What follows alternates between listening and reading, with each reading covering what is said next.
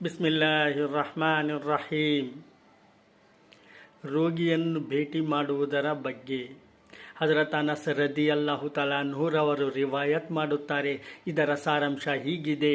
ಪ್ರವಾದಿ ಮುಹಮ್ಮದ್ ಸಲ್ಲಲ್ಲಾಹು ಅಲೈಹಿ ವಸಲ್ಲಂರವರು ಹೇಳುತ್ತಾರೆ, ಯಾವ ಮುಸಲ್ಮಾನನು ಚೆನ್ನಾಗಿ ವಜು ಮಾಡಿಕೊಂಡು ಸವಾಬಿನ ನಿಯತ್ತಿನಿಂದ ರೋಗಗ್ರಸ್ತನಾದ ಸಹೋದರರನ್ನು ಭೇಟಿ ಮಾಡಲು ಹೋಗುತ್ತಾನೋ ಅವನ ಮತ್ತು ನರಕದ ಮಧ್ಯದಲ್ಲಿ 70 ವರ್ಷಗಳ ದೂರವನ್ನು ಕಾದಿರಿಸಲಾಗುತ್ತದೆ.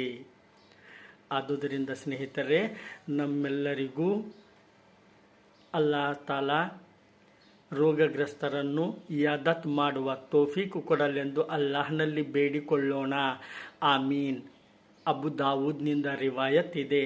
ಅಸ್ಸಲಾಮು ಅಲೈಕುಂ ವರಹಮತುಲ್ಲಾಹಿ ವಬರಕಾತುಹು.